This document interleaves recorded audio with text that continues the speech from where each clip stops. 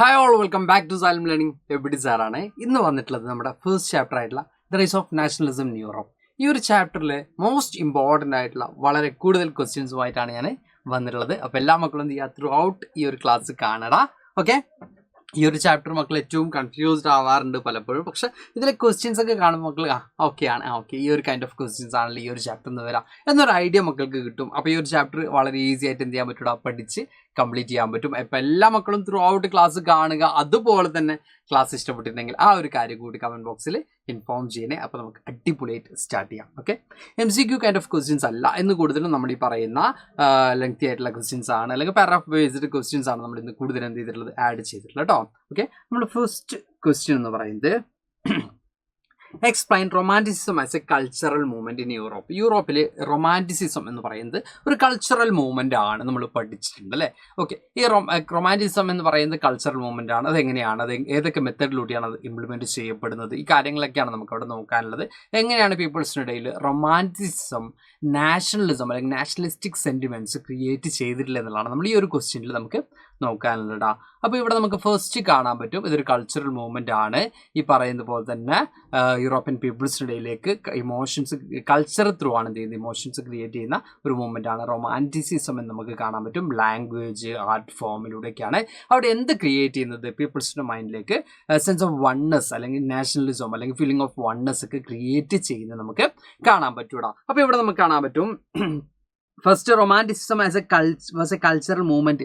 ഇതിന് മാത്രം പോയിന്റ് ഉണ്ടടാ, ഇതിന് മാത്രം പോയിന്റ് ഉണ്ട്. എങ്ങനെ MCQ കൈൻഡ് ഓഫ് ക്വസ്റ്റ്യൻസ് വരാറുണ്ട്. ഓക്കെ, റൊമാൻറ്റിസിസം ഏത് കൈൻഡ് ഓഫ് മൂവ്മെന്റ്സ് ആണ്, അപ്പോൾ അവിടെ ഓപ്ഷൻസ് പലതും ഉണ്ടാവും. അപ്പോൾ കൾച്ചറൽ മൂവ്മെന്റ് ആണ് റൊമാൻറ്റിസിസം. അതിന് മാത്രം ഒരു MCQ കൈൻഡ് ഓഫ് ക്വസ്റ്റ്യൻ വന്നാലും മക്കൾക്ക് ആൻസർ ചെയ്യാൻ പറ്റും. ഓക്കെ, ദെൻ ഇവിടെ നമ്മൾ പറയുന്നുണ്ട് Europe promote nationalism through emotions and culture.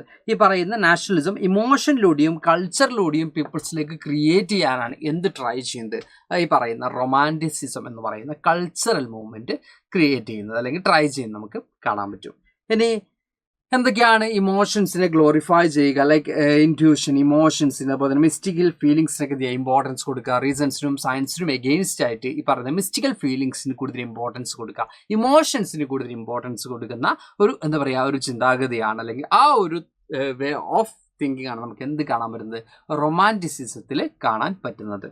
Then use of folk culture. ഇവിടെ നമുക്ക് കാണാൻ പറ്റും ഫോക്ക് സോങ്സ് ആണെങ്കിലും പോയട്രി ആണെങ്കിലും ഡാൻസസ് ആണെങ്കിലും ഇതൊക്കെ ആളുകൾക്കിടയിലേക്ക് എന്ത് ക്രിയേറ്റ് ചെയ്യാണ്, ഒരു ഫീലിംഗ് ഓഫ് വൺനെസ് ക്രിയേറ്റ് ചെയ്യാണ്. അപ്പോൾ മക്കൾ ചോദിക്കുമ്പോൾ ഇത് എങ്ങനെയാണ് സാർ ഇത് പോസിബിൾ ആവുക? ഒരു സിമ്പിൾ എക്സാമ്പിൾ പറയടാ.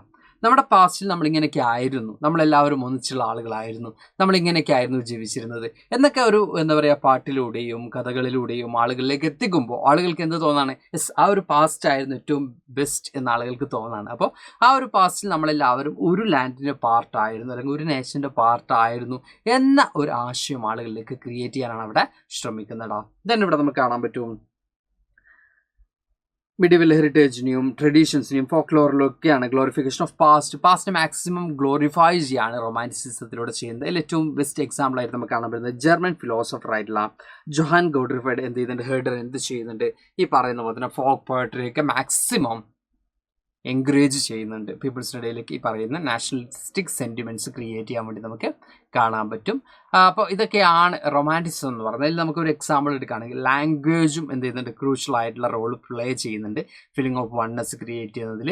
അത് നമ്മൾ പോളണ്ടിനെ റഷ്യ ഡോമിനേറ്റ് ചെയ്തപ്പോൾ റഷ്യൻ ലാംഗ്വേജ് ഇംപ്ലിമെൻറ്റ് ചെയ്ത പോയിന്റ്സ് ഒക്കെ നമ്മൾ പഠിച്ചിട്ടുണ്ട് അല്ലേ. ഇപ്പോൾ പോളണ്ടിലെ ചേർച്ച് എന്ത് ചെയ്തു, പോളിഷ് ലാംഗ്വേജ് യൂസ് ചെയ്തുകൊണ്ട് റഷ്യൻ ഡോമിനൻസിനെ അഗേൻസ്റ്റ് ഒരു റെസിസ്റ്റൻസ് നടത്തിയെന്നൊക്കെ നമ്മൾ പഠിച്ചിട്ടുണ്ട്. അപ്പോൾ അതൊക്കെ എന്തിൻ്റെ പാർട്ട് തന്നെയാണ്, റൊമാൻറ്റിസിസത്തിൻ്റെ പാർട്ട് തന്നെയാണ് നമുക്ക് കാണാൻ പറ്റൂടാ. അടുത്ത ചോദ്യം ഇതാണ്, describe Frederic Sorrieu's dream the world of democratic and social republic. ഈ പറയുന്ന ഫ്രെഡറിക് സൊറൂയുടെ ഈ ഒരു പിക്ചർ ഡിസ്ക്രൈബ് ചെയ്യാനാണ് പറഞ്ഞത്.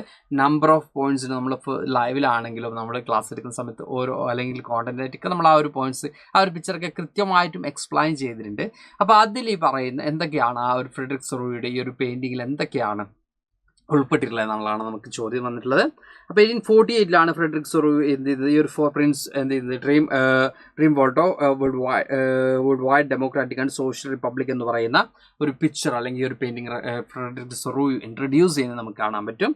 ഇതിൽ സ്റ്റാച്യു ഓഫ് ലിബർട്ടി നമുക്ക് കാണാൻ പറ്റും, നാഷണൽ ഫ്ലാഗ്സ് നമുക്ക് കാണാൻ പറ്റും, ദെൻ ഒരു യൂട്ടോപ്യൻ വിഷനാണിത്. അതായത് ഈ പറയുന്ന നാഷണൽ ഫ്ലാഗ് റെപ്രസെൻറ്റ് ചെയ്യുന്ന എന്താണ്, ഈ പറയുന്ന വേരിയസ് കൺട്രീസിനെയാണ് റെപ്രസെൻറ്റ് ചെയ്യുന്നത്. അവിടുത്തെ യൂണിറ്റിയാണ് ഈ നാഷണൽ ഫ്ലാഗ് റെപ്രസെൻറ്റ് ചെയ്യുന്നത് നമുക്ക് കാണാൻ പറ്റും. പിന്നീട് സ്റ്റാച്യു ഓഫ് ലിബേർട്ടി നമ്മൾ നോക്കുകയാണെങ്കിൽ ഫ്രീഡവും ലിബറൽ വാല്യൂസിൻ്റെ ഒക്കെ ഒരു സിമ്പിളായിട്ടാണ് നമുക്ക് എന്ത് കാണാൻ പറ്റുന്നത്, സ്റ്റാച്യു ഓഫ് ലിബേർട്ടി നമുക്ക് കാണാൻ പറ്റുന്നത്. അപ്പോൾ ഇതിലൂടെയൊക്കെ പീപ്പിൾസിൻ്റെ ഇടയിൽ ഫ്രീഡം, ലിബേർട്ടി, ദെൻ റൈറ്റ്സ്, അതുപോലെ തന്നെ എൻലൈറ്റൻമെൻറ്റ്, ദെൻ നമ്മൾ ഈ പറയുന്ന പോലെ തന്നെ അബ്സല്യൂട്ടിസ്റ്റ് ഇൻസ്റ്റിറ്റ്യൂഷൻസിൻ്റെ റിമൈൻഡ്സ് നമുക്ക് ഫോർഗ്രൗണ്ട്സിൽ കാണാൻ പറ്റും.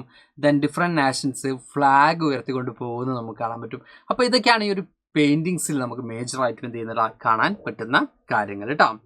ഓക്കെ, നെക്സ്റ്റ് ക്വസ്റ്റ്യൻ ഇതാണ്. The ideas of national unity in early 19th century Europe were closely allied to the ideology of liberalism.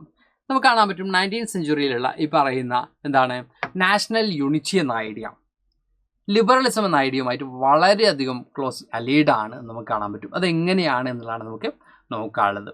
ഇപ്പോൾ ലിബറലിസം എന്ന് പറയുമ്പോൾ ഫ്രീഡം പ്ലസ് ഈക്വാലിറ്റി ആണ്. അതായത് freedom of individual and equality before law ആണ് liberalism കൂടുതൽ focus ചെയ്യുന്ന area നമുക്ക് കാണാൻ പറ്റും. ഇനി പൊളിറ്റിക്കൽ ലിബറലിസം എന്ന് പറയുമ്പോൾ എൻഡ് ഓഫ് ഓട്ടോക്രസി ആണ്, റെപ്രസെൻറ്റേറ്റീവ് കൈൻഡ് ഓഫ് ഗവൺമെൻറ് ആണ്. അതായത് പീപ്പിൾസ് ഇലക്ട് ചെയ്യുന്ന പാർലമെൻ്ററി ഫോം ഓഫ് ഗവൺമെൻറ് ആണ് പൊളിറ്റിക്കൽ സ്ഫിയറിലെ ലിബറലിസം എന്നുകൊണ്ട് ഉദ്ദേശിക്കുന്നത്. ഇനി ഇക്കണോമിക്കലി നമ്മൾ നോക്കുകയാണെങ്കിൽ ഫ്രീഡം ഓഫ് മാർക്കറ്റ് ആണ്. അതായത് ഗിൽഡ് റെസ്ട്രിക്ഷൻസോ അല്ലെങ്കിൽ ഈ പറയുന്ന ഗവൺമെൻറ്റിൻ്റെ റെസ്ട്രിക്ഷൻസോ ഇല്ലാതെ ഫ്രീ ട്രേഡ് ആണ് ഇക്കണോമിക്കലി നമ്മൾ എന്ത് നോക്കുന്നത് ലിബറലിസം എന്നുള്ള വേർഡ് കൊണ്ട് ഉദ്ദേശിക്കുന്നത്. പിന്നെ ഇവിടെ നമുക്ക് കാണാൻ പറ്റും ഇപ്പോൾ German middle class demand economic unification and Zollverein നമുക്ക് കാണാൻ പറ്റില്ല. ജർമ്മനിയിൽ എന്തുണ്ടായിരുന്നു, ഈ പറയുന്ന സോൾവറിൻ എന്ന് പറയുന്ന കസ്റ്റംസ് യൂണിയൻ ഫോം ചെയ്തിരുന്നു. എന്തിനു വേണ്ടിയായിരുന്നു, ഈ പറയുന്ന ഡിഫറൻ്റ് ആയിട്ടുള്ള കറൻസീസ് ഒക്കെ റിഡ്യൂസ് ചെയ്തുകൊണ്ട് അല്ലെ 30 കറൻസീസ് 2 കറൻസീസ് ആയിട്ട് റിഡ്യൂസ് ചെയ്യാണ് ഇതിലൂടെ ചെയ്തിട്ടുള്ളത്. അതിലൂടെ ഈ പറയുന്ന എന്താണ് ഫ്രീഡം ഓഫ് മാർക്കറ്റ് അല്ലെങ്കിൽ പറഞ്ഞ ഇക്കണോമിക് ലിബറലിസം ആണ് കൂടുതൽ ഫോക്കസ് ചെയ്തത് നമുക്ക് കാണാൻ പറ്റും. ദെൻ ഇവിടെ നമ്മൾ ഈ പറയുന്ന പോലെ തന്നെ നാഷണൽ യൂണിറ്റി ആണെങ്കിലും ലിബറൽ ഇൻസ്റ്റിറ്റ്യൂഷൻസ് ആണെങ്കിലും എയിം ചെയ്യുന്നത് സിവിൽ റൈറ്റ്സിനെയാണ് അല്ലെങ്കിൽ ഇക്വാലിറ്റി ആണ്, ലിബേർട്ടി ആണ് എയിം ചെയ്യുന്നത് നമുക്ക് കാണാൻ പറ്റും. അപ്പോൾ അന്നത്തെ ഐഡിയ ഓഫ് നാഷണൽ യൂണിറ്റിയും ഈ പറയുന്ന ലിബറലിസവും തമ്മിൽ വളരെയധികം എന്തുണ്ട് കണക്ഷൻ ഉള്ളതായിട്ട് നമുക്ക് കാണാൻ പറ്റൂടാം. നെക്സ്റ്റ് ക്വസ്റ്റ്യൻ ഇതാണ്. How did the Greek war of independence mobilise nationalist feeling among educated Europeans എന്നുള്ളതാണ്. എഡ്യൂക്കേറ്റഡ് യൂറോപ്യൻസിൻ്റെ ഇടയിൽ ഈ പറയുന്ന നാഷണലിസ്റ്റ് ഫീലിംഗ്സ് എങ്ങനെയാണ് Greek war of independence create ചെയ്തത്? നമുക്കിവിടെ ഏറ്റവും അതിൽ എടുത്തു പറയേണ്ട കാര്യം എന്ന് പറയുന്നത് ഗ്രീക്ക് ഈ പറയുന്ന ഓട്ടോമൻ എംപയേഴ്സിന് എഗെയിൻസ്റ്റ് ആയിട്ടായിരുന്നു ഫൈറ്റ് നടത്തിയിരുന്നത്. 1824 ടൈമിലൊക്കെയാണ് ഈ ഒരു ഫൈറ്റും കാര്യങ്ങളൊക്കെ നമുക്ക് കാണാൻ പറ്റുന്നത്. ഓക്കെ, അതിൽ ഈ പറയുന്ന പോലെ തന്നെ റോൾ ഓഫ് യൂറോപ്യൻ സപ്പോർട്ടേഴ്സ് നമ്മൾ നോക്കുകയാണെങ്കിൽ അതിൽ എഡ്യൂക്കേറ്റഡ് ആയിട്ടുള്ള യൂറോപ്യൻസ് ആണ് അതിൽ കൂടുതലും എന്ത് ചെയ്തിട്ടുള്ളത് വന്നിട്ടുള്ളത്. അതിനുള്ള റീസൺ എന്ന് പറയുന്നത് ഗ്രീസിൻ്റെ ആ ഒരു ആൻഷ്യൻ ഗ്രീക്ക് കൾച്ചർ തന്നെയാണ് നമുക്ക് കാണാൻ പറ്റും. അതിന് എക്സാമ്പിൾ പറയുകയാണെങ്കിൽ ഗ്രീസിന് എന്തായിട്ടാണ് കണ്ടിരുന്നത്, ഈ പറയുന്ന പോലെ യൂറോപ്യൻ സിവിലൈസേഷൻ്റെ ക്രാഡിലായിട്ടാണ് എന്തിനെ കണ്ടിരുന്നത്, ഈ പറയുന്ന ഗ്രീക്കിനെ കണ്ടിരുന്നത്. അതുകൊണ്ട് തന്നെ ഗ്രീക്ക് എന്താ പറയുക യൂറോപ്യൻ സിവിലൈസേഷൻ്റെ ഒരു ബിഗിനിങ് ആണ് ഈ പറയുന്ന ഗ്രീക്ക് കൾച്ചർ എന്ന് നമുക്ക് കാണാൻ പറ്റും, ഗ്രീക്ക് സിവിലൈസേഷൻ നമുക്ക് കാണാൻ പറ്റും. അതുകൊണ്ട് തന്നെ അത്രത്തോളം പ്രയോറിറ്റി ആര് കൊടുത്തിരുന്നു, യൂറോപ്യൻസ് കൊടുത്തിരുന്നു. അപ്പോൾ ഒരു അറബിക് എംപയർ അല്ലെങ്കിൽ ഓട്ടോമൻ എംപയർ ഈ ഗ്രീക്കിനെ കൺട്രോൾ ചെയ്യുന്നതിന് എഗെയിൻസ്റ്റ് ആയിട്ടായിരുന്നു ആര് പറഞ്ഞ പോലെ തന്നെ ഓർഗനൈസ് ചെയ്യപ്പെട്ടിരുന്നത് എഡ്യൂക്കേറ്റഡ് ആയിട്ടുള്ള group of peoples Europeans organise ചെയ്യപ്പെട്ടിരുന്നത്. ഇത്രയേ ഉള്ളൂ ഗ്രീക്കരുടെ ഒരു ഹെറിറ്റേജിൻ്റെ അല്ലെങ്കിൽ ആ ഒരു യൂറോപ്യൻ സിവിലൈസേഷൻ്റെ ക്രാഡിലായിട്ടാണ് എന്തിനെ കൺസിഡർ ചെയ്തിരുന്നത്, ഗ്രീക്കിനെ കൺസിഡർ ചെയ്തിരുന്നത് എന്നുള്ളതാണ് അതിൻ്റെ മെയിൻ റീസൺ ആയിട്ട് നമുക്ക് കാണാൻ പറ്റുന്നതാ. ദെൻ എൻഡ് റിസൾട്ട് നോക്കുകയാണെങ്കിൽ treaty of Constantinople 1830 treaty of കോൺസ്റ്റാന്റിനോപ്പിളിലൂടെയാണ് എന്ത് ചെയ്യുന്നത് ഈ പറയുന്ന Greece as an independent nation, Greek ഒരു ഇൻഡിപെൻഡൻറ്റ് നാഷണലായിട്ട് റിക്കഗ്നൈസ് ചെയ്യുന്നത് നമുക്ക് കാണാൻ പറ്റും. ഓക്കെ, അപ്പോൾ ഇമ്പോർട്ടൻ്റ് ആയിട്ടുള്ള കാര്യം എന്ന് പറയുന്നത് ഇതിലൊക്കെ എന്ത് കടന്നു കൂടുന്നുണ്ട്, number of MCQ kind of questions ഇതിൽ ഇൻക്ലൂഡഡ് ആണ് എന്ന് മക്കൾ എന്ത് ചെയ്യാമെന്ന് മനസ്സിലാക്കുക. കാരണം നമ്മളൊരു ടോപ്പിക്ക് പറയുമ്പോൾ ആ ടോപ്പിക്കിൽ തന്നെ നമുക്ക് പാരഗ്രാഫ് ക്വസ്റ്റ്യൻസ് നമുക്ക് പഠിച്ചെടുക്കാം, അല്ലെങ്കിൽ MCQ കൈൻഡ് ഓഫ് ക്വസ്റ്റ്യൻസ് നമുക്ക് പഠിച്ചെടുക്കാം, assertion reason type of questions നമുക്ക് പഠിച്ചെടുക്കാം. ഒരു ക്വസ്റ്റ്യൻ നമ്മളൊരു പാരഗ്രാഫ് ക്വസ്റ്റ്യൻ പഠിക്കുമ്പോൾ എന്താ പറയുക ഒരു ബെനിഫിറ്റ് അതാണ്, നമുക്ക് അറ്റ് എ ടൈം ഒരു MCQ കൈൻഡ് ഓഫ് ക്വസ്റ്റ്യൻസ് വന്നാലും അതിനും ആൻസർ ചെയ്യാൻ പറ്റും, അല്ലെങ്കിൽ assertion reason type of question വന്നാൽ അതിനും ആൻസർ ചെയ്യാൻ പറ്റും ഈ പറയുന്ന ഒറ്റ പാരഗ്രാഫ് കൈൻഡ് ഓഫ് ക്വസ്റ്റ്യൻ പഠിച്ചാൽ. അപ്പോൾ മാക്സിമം ആ പഠിച്ചു പോകുന്ന സമയത്ത് അതും കൂടി എന്ത് ചെയ്യുക ജസ്റ്റ് ഒന്ന് നോട്ട് ചെയ്ത് പോണേ, അതിൽ വരാൻ പോകുന്ന MCQ കൈൻഡ് ഓഫ് ക്വസ്റ്റ്യൻസ് ഏതൊക്കെയാണ് എന്നുള്ള കാര്യങ്ങൾ മക്കൾ എന്ത് ചെയ്യുക ഈ ക്ലാസ് എടുക്കുന്നതിൻ്റെ കൂട്ടത്തിൽ ജസ്റ്റ് ഒന്ന് നോട്ട് ചെയ്ത് പോവാം. നെക്സ്റ്റ് വരുന്നത് who was architect of German unification, explain the method used by him. Okay, ഈ പറയുന്ന ജർമ്മൻ യൂണിഫിക്കേഷൻ്റെ ആർക്കിടെക്റ്റ് ആയിട്ട് അറിയപ്പെടുന്നത് ഓട്ടോ വൺ ബിസ്മാർക്ക് ആണ്. പ്രഷ്യൻ ചീഫ് മിനിസ്റ്റർ ആയിട്ടുള്ള പ്രഷ്യൻ ചാൻസലർ അല്ലെങ്കിൽ പ്രഷ്യൻ ചീഫ് മിനിസ്റ്റർ ആയിട്ടുള്ള ഓട്ടോ വാൻ ബിസ്മാർക്ക് ആണ് എന്ത് ചെയ്യുന്നത്, നിങ്ങൾ പ്രഷ്യൻ ചീഫ് മിനിസ്റ്റർ എന്ന് തന്നെ പഠിക്കട്ടോ. ഓക്കെ, പ്രഷ്യൻ ചീഫ് മിനിസ്റ്റർ ആയിട്ടുള്ള ഓട്ടോ വാൻ ബിസ്മാർക്ക് ആണ് എന്തിന് ലീഡർഷിപ്പ് കൊടുക്കുന്നത്, ഈ പറഞ്ഞ ജർമ്മൻ യൂണിഫിക്കേഷന് ലീഡർഷിപ്പ് കൊടുക്കുന്നത്. ഓൾമോസ്റ്റ് 7 ഇയേഴ്സിലായിട്ട് 3 വാർസ് ആണ് ഈ പറയുന്ന റഷ്യ ഡിഫറെൻറ്റ് ഏരിയാസ് തമ്മിൽ ഉണ്ടാകുന്ന, റഷ്യയെ പിടിച്ചെടുത്ത മറ്റു പല ജർമ്മനി മറ്റു പ്രദേശങ്ങളെ പ്രഷ്യയുടെ ലീഡർഷിപ്പിൽ ജർമ്മനി എന്ത് ചെയ്യുന്നത് മറ്റ് റീജൻസിനെ കൂടി പിടിച്ചെടുക്കാൻ വേണ്ടി ഓൾമോസ്റ്റ് 3 വാർസ് ആണ്, ഡിഫറെൻറ്റ് 7 ഇയേഴ്സിലൂടെ 3 ഡിഫറെൻറ്റ് വാർസ് ആണ് ഉണ്ടാവുന്നത് നമുക്ക് കാണാൻ പറ്റും. അതിൽ ഈ പറഞ്ഞ പോലെ തന്നെ ഡാനിഷ് വാർ നമുക്ക് 1864 നമുക്ക് കാണാൻ പറ്റും. ദെൻ ഓസ്ട്രോ പ്രഷ്യൻ വാർ നമുക്ക് 1866 കാണാൻ പറ്റും. ദെൻ ഫ്രാൻസോ പ്രഷ്യൻ വാർ 1870-71 നമുക്ക് കാണാൻ പറ്റും. ദെൻ ഫൈനലി എന്ത് ചെയ്യുന്നുണ്ട്, ഈ പറയുന്ന പ്രഷ്യൻ എംബർ ആയിട്ടുള്ള കൈസർ വില്യം ഫസ്റ്റിനെ ജർമ്മൻ എംബർ ആയിട്ട് 1871 വേഴ്സാലിസിൽ വെച്ച് എന്ത് ചെയ്യുന്നത്, പാലസ് ഓഫ് വേഴ്സാലിസിൽ വെച്ച് എന്ത് ചെയ്യുന്നത് ഡിക്ലെയർ ചെയ്യുന്നത് നമുക്ക് കാണാൻ പറ്റും. അപ്പോൾ ജർമ്മൻ യൂണിഫിക്കേഷൻ ലീഡർഷിപ്പ് കൊടുത്തുള്ളത് ഓട്ടോ വാൻ ബിസ്മാർക്ക് ആണ്. അവിടെ നിങ്ങൾ ഒരു കാര്യം കൂടി എന്ത് ചെയ്യുക, ഒന്ന് ആഡ് ചെയ്ത് കൊടുക്കാം. എന്താണ്, Prussian army and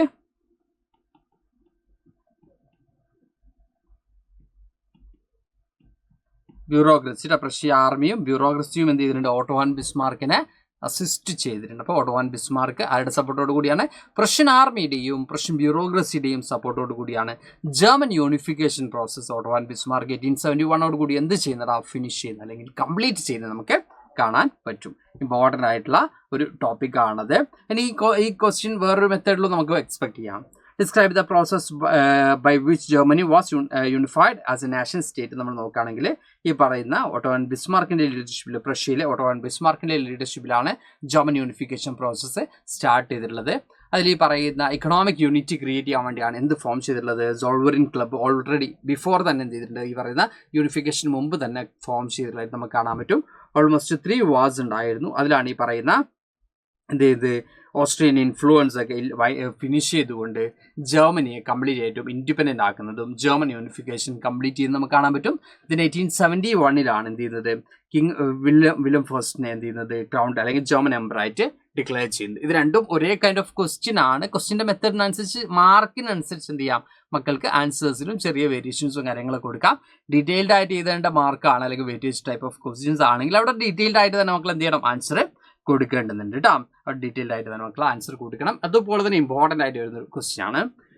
Who was proclaimed King of United Italy in 1861? Explain the key factors led unification, Italian unification. Italian unification detailed ആയിട്ട് എഴുതണം. ഇത് ഹിൻസ് മാത്രമാണ് മക്കളെ, ഹിൻസ് മാത്രമാണ്.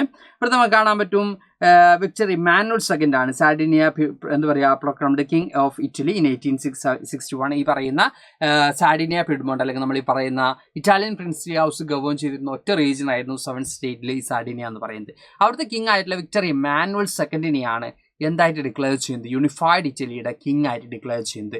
ഇറ്റാലിയൻ യൂണിഫിക്കേഷൻ പ്രോസസ്സിൻ്റെ ലീഡേഴ്സ് എന്ന് പറയുമ്പോൾ Mazzini, Count Cavour, then Garibaldi ഇവരൊക്കെയായിരുന്നു മേജർ ആയിട്ടുള്ള ലീഡേഴ്സ് നമുക്ക് കാണാൻ പറ്റും. അതിൽ one of the most important ലീഡറായിട്ട് നമ്മൾ കൺസിഡർ ചെയ്യുന്നത് ഈ പറയുന്ന ഫൈനൽ ഇറ്റാലിയൻ യൂണിഫിക്കേഷന് കൗണ്ട് കേവറും അതുപോലെ തന്നെ ഗരിബാൾദി വലിയ രീതിയിലുള്ള എന്ത് ചെയ്തിട്ടുണ്ട്, കോൺട്രിബ്യൂഷൻസ് കൊടുത്തിട്ടുണ്ട്. ഏർലിയസ്റ്റ് മൂവ്മെൻറ്റ്സ് നമ്മൾ നോക്കുകയാണെങ്കിൽ മസീനി ആയിരുന്നു സ്റ്റാർട്ട് ചെയ്തിരുന്നത്. യങ് ഇറ്റലി മൂവ്മെൻറ്റിലൂടെ റെവല്യൂഷണറി മൂവ്മെൻറ്റ്സ് സ്റ്റാർട്ട് ചെയ്തുകൊണ്ട് ഇറ്റാലിയൻ യൂണിഫിക്കേഷൻ്റെ കോൺട്രിബ്യൂഷൻ നടത്തിയിരുന്നത് മസീനി ആയിരുന്നു. ബട്ട് അൺഫോർച്ചുനേറ്റ്ലി അത് ഫെയിലിയർ ആയി. Then Count Cavour chief minister ആയിട്ടുള്ള കൗണ്ട് കേവറുടെ ലീഡർഷിപ്പിലാണ് ഇറ്റാലിയൻ യൂണിഫിക്കേഷൻ പ്രോസസ്സ് സ്റ്റാർട്ട് ചെയ്യുന്നത്. പിന്നെ സദേൺ റീജിയനിലേക്ക് ഗരിബാൾദിയുടെ ആർമഡ് ഗ്രൂപ്പ്സും എന്ത് ചെയ്യുന്നുണ്ട്, ഈ പറഞ്ഞ റെഡ് ഷർട്ട്സ് എന്ന് പറയുന്ന ആർമി എന്ത് ചെയ്യുന്നുണ്ട്, സദേൺ ഇറ്റലി കോൺഗോ ചെയ്തുകൊണ്ട് ഇറ്റാലിയൻ യൂണിഫിക്കേഷൻ പ്രോസസ്സ് കംപ്ലീറ്റ് ചെയ്യുന്നതായിട്ട് നമുക്ക് കാണാൻ പറ്റും. ഇതോടുകൂടി എന്താ പറയുക, ലൈക്ക് ഈ പറഞ്ഞ പോലെ തന്നെ ഇറ്റാലിയൻ യൂണിഫിക്കേഷൻ നമ്മൾ ഈ പറഞ്ഞ 1861 കൂടി തന്നെ കിങ്ങിനെ ഡിക്ലെയർ ചെയ്യുന്നു. ദെൻ ചില റോമിൻ്റെ അണ്ടറിലൊക്കെ ഉണ്ടായിരുന്ന ചില ഏരിയാസും ഫൈനലി എന്ത് ചെയ്യുന്നു, ഇറ്റലിയിലേക്ക് ജോയിൻ ചെയ്യുന്നു. ഇത് നിങ്ങൾ അഡീഷണൽ ആയിട്ടുള്ള കാര്യങ്ങൾ കൊടുക്കണമെന്നില്ല. ഈ ആദ്യത്തെ പോയിന്റ്സ് നിങ്ങൾ കുറച്ചും കൂടി എക്സ്പ്ലെയിൻ ചെയ്ത് എന്ത് ചെയ്താൽ മതി, ആൻസർ ചെയ്താൽ മതി ഇടാം. ഓക്കെ, ദെൻ നെക്സ്റ്റ് ക്വസ്റ്റ്യനിലേക്ക് നമുക്ക് പോവാം. അത് MCQ കൈൻഡ് ഓഫ് ക്വസ്റ്റ്യൻസ് ഒക്കെ പല പ്രാവശ്യം വരുന്നൊരു ക്വസ്റ്റ്യൻ ആണ്. Who was the Congress of Vienna 1815? Analyze the main outcomes of the Vienna settlement. ഇവിടെ നമുക്ക് കാണാൻ പറ്റുന്നത് MCQ ക്വസ്റ്റ്യൻ നമ്മൾ നോക്കുകയാണെങ്കിൽ ആരാണ് ഈ വിയന്ന കോൺഗ്രസ് ഓഫ് വിയന്ന എന്ത് ചെയ്തിട്ടുള്ളത്, ഹോസ്റ്റ് ചെയ്തിട്ടുള്ളത് എന്നുള്ളത് നമുക്ക് പല പ്രാവശ്യം MCQ കൈൻഡ് ഓഫ് ക്വസ്റ്റ്യൻസ് വന്നിട്ടുണ്ടടാ.